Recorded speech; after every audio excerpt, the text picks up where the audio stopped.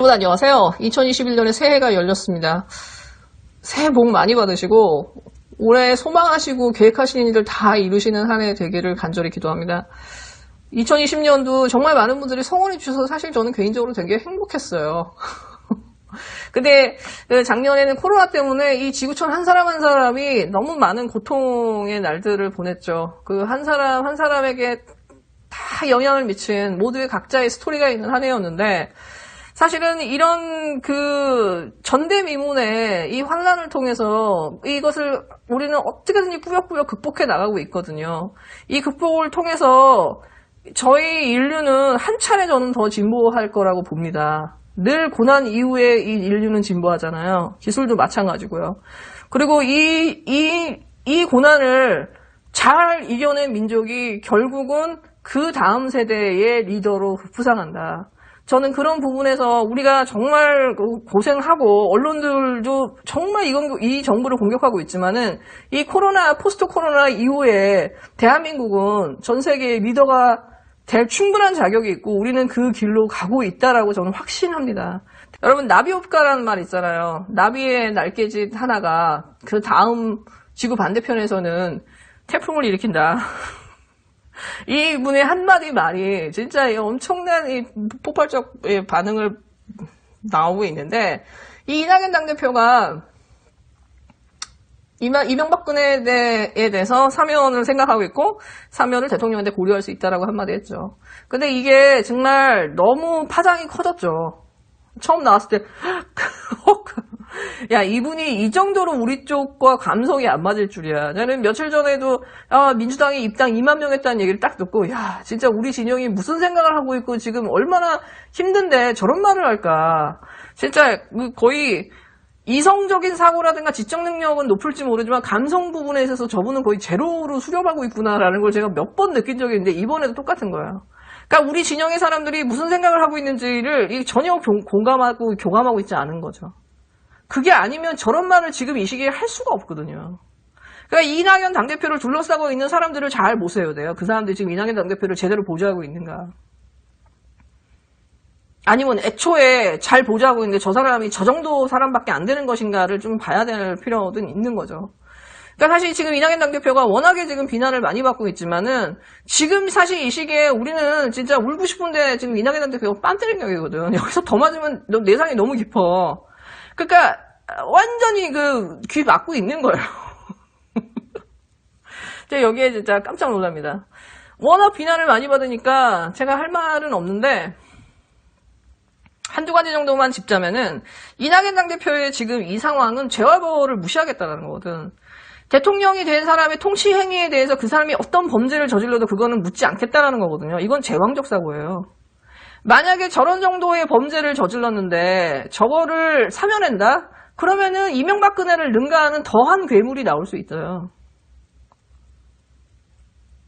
통치행위에 대해서 죄를 묻지 않는다고 한다면. 그리고 또 한 가지는 이명박근혜를 보시면요, 사과를 한 적이 없어요. 단 한 번도 자기 범죄를 인정한 적 없어요. 특히 이명박은 더더욱 악질입니다. 이 사람은 1심에서 딱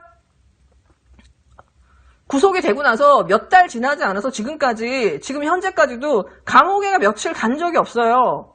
이 사람 지금 현재 병원에 있습니다. 병원에 있으면서 형 집행정지 신청을 했어요. 코로나 걸릴 거 위험하다면서. 검찰이 지금 그거를 막았거든요. 근데 여러분, 저는 사실 김원준 총수에 대해서 사람들이 왜 김원준 총수는 검찰과 윤석열을 분리했는가에 대한 되게 많은 의문들이 있잖아요.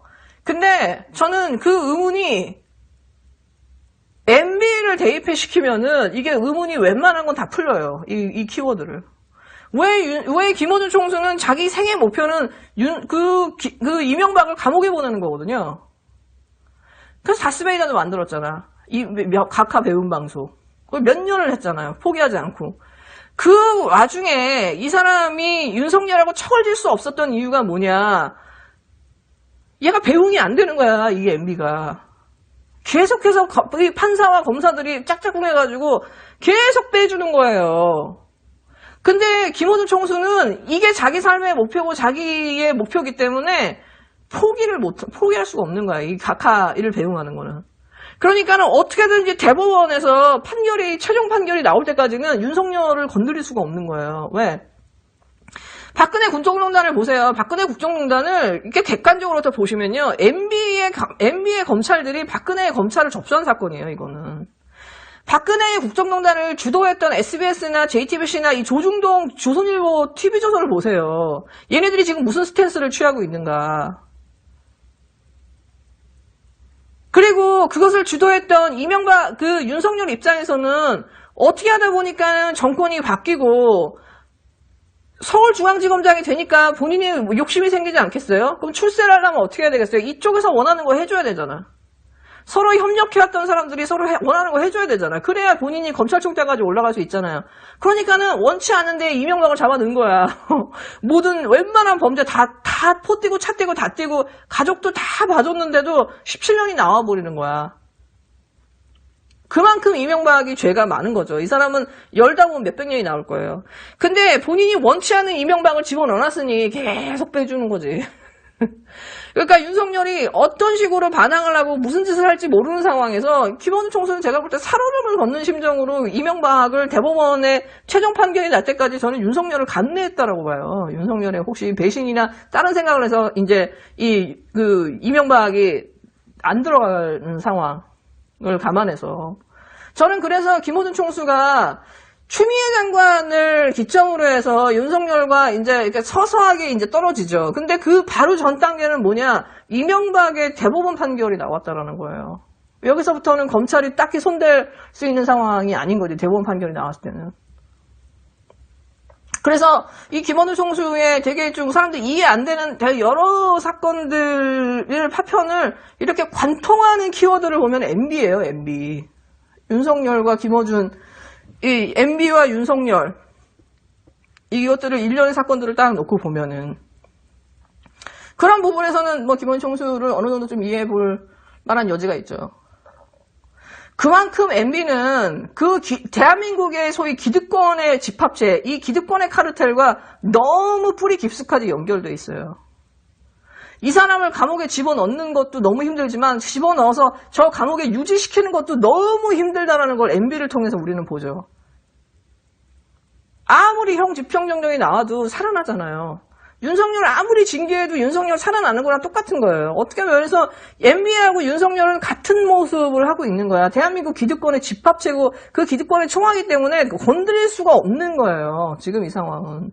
근데 이낙연 당대표가 지금 사면을 얘기한다라고 하는 거는 이거는 저들에게 그냥 그러니까 날개를 달아주는 거거든. 얼마 전에 우상호 의원이 그 얘기했죠. 민주당이랑 열린민주당이 합당해야 된다. 저는 평소에도 우상호 의원을 딱히 좋아하지 않지만 저는 이 말을 듣는 순간 정말 우상호 의원한테 토가 나오더라고. 민주당 의원들이 열린민주당하고 민주당 합당해야 된다라고 하는 그 의도는 너무 뻔하거든요. 이거 그냥 열린민주당 고사시키겠다는 거거든. 열린민주당이 그 내세우는 검찰개혁이라든가 이 새병성당의 역할을 없애버리겠다라는 거거든요. 진짜 개혁을 할까봐. 여러분 잘 생각해보세요. 왜 공수처장이 저런 사람이 됐는가.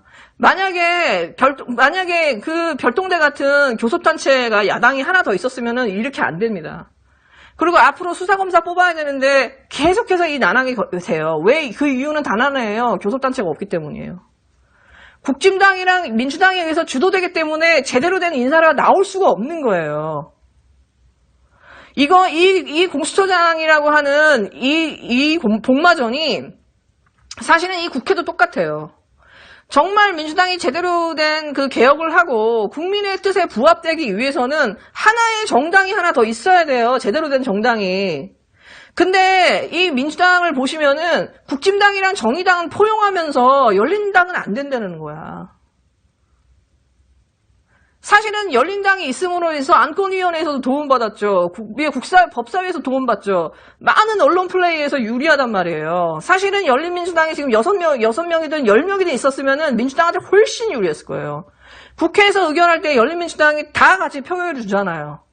열린민주당이 있어서 얼마나 도움을 많이 받아. 근데도 싫대. 왜 그럴까요? 그 의도를 잘 생각해 보면은 민주당의 이 패권주의가 얼마나 썩어 있는지를 알 수 있어요, 여러분. 열린민주당 공격하는 걸 보면. 근데 진짜 기가 막힌 거는 이제 열린민주당과 이 열린민주당 그 지지하면은 갈라치기라고 하면서 공격하는 이 일부 유튜버들이 있거든. 이런 사람들 보고 있으면 진짜 너무 답답하지. 정말 저갈못이 아니면은 저럴 수가 없는데? 여러분, 자세히 보세요. 정말 열린민주당 의원들이 현실을 모르는 철없는 강경파들입니까? 민주당 의원들 180명 있는데 지금 경찰이나 윤석열, 한동훈, 추미애 모든 여론전에서 민주당이 제대로 대응을 하나도 한 게 없어요. 여론전에 있어서만큼은 정말 다 밀렸어요. 민주당이 그렇게 언론인 출신들이 많은데 어떻게 여론전에 이렇게 못하냐고. 이렇게 자기들이 지지율이 높고 대통령 지지율이 높은데 어떻게 여론이 맨날 민주당이 지는 어떤 여론전으로 가냐 이거죠. 이건 국민들이 버티지 않으면 이건 일어날 수가 없는 일이거든. 그냥 기본으로 그냥 먹고 들어가는 거예요. 근데 그런 면에서는 정말 민주당 의원들 너무 일 안 하는 거야. 여론전 대응하는 것만 봐도. 매일매일 정말 말도 안 되는 사건들이 퍼지는데 논평도 안 해. 이슈화 시키지도 않고 그냥 무시하는 거예요. 왜? 싸우고 싶지 않으니까. 유인태라든가 이 언년이라든가 금태섭, 김혜영, 박용진, 조홍천 다 민주당 사람입니다, 여러분. 민주당에 저보다 더한 그 사람들이 너무 많다라는 거예요. 저 사람들 그냥 단 한 명이 아니에요. 저 사람들은 각 계파들을 대표해서 말하는 스피커들 뿐이에요. 그러니까 민주당이 계속해서 이 단 하나의 법안을 통과하시는데 몇 년이 걸리는 거지. 그리고 그 정부의 개혁 법안 다 막고. 이런 정말 사법 구태타가 일어났는데도 불구하고 여러분 보세요. 트윗 날리고 페이스북 날리는 사람만 날려요, 여러분. 180명 중에 160명은 조용해. 이게 놀라운 거라는 거예요. 이 사람들은 국민 여론이라든가 이런 거 전혀 관심 없어요. 민주당이 오히려 잘 되고 민주당이 뭔가 개혁을 하려고 할 때, 민주당이 그것으로 인해서 상처받는 사람이 있을 때 내부 공격을 할 때 항상 드러나거든요. 나오거든.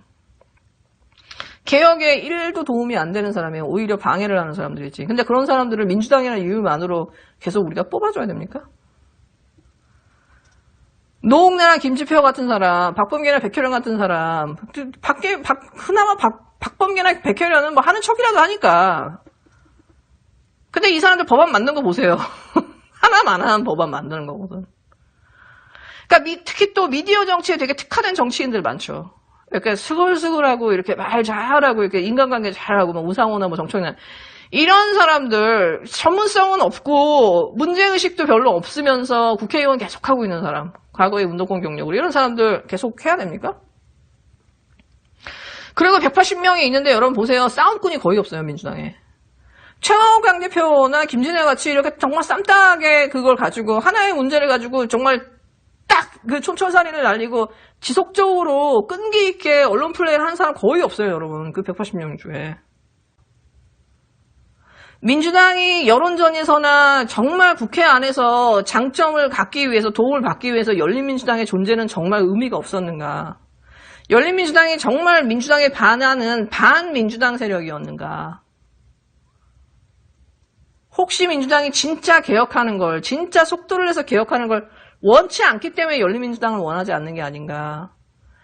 국진당이나 반정의당의 그 반대 세력을 그냥 앉아서 누워서 떡 먹기 식으로 하기 위해서 가장 좋은 게 열린민주당이 없는 거잖아요. 국민경선제가 없으면은 자기들끼리 계속해서 개파 정치를 계속할 수 있고 공천 장사를 할 수 있잖아요. 이걸 하긴 하는데 열린민주당이 걸림돌이 되니까 안 하는 거 아니에요? 솔직히 이성적으로 한번 생각해봐요. 열린민주당이 더 크고 더 강력하게 교섭단체 이상의 힘을 가지고 있을 때 민주당도 도움되고 문재인 대통령한테도 도움되고 차기 정권 상출에도 더 도움이 됩니다. 그런데도 열린민주당을 고사시키려고 하는 분들은 정말로 민주당을 위하고 대통령 위하는 거 맞습니까? 정말 대통령 위하는 거 맞습니까? 네, 여러분 즐거운 하루 되세요.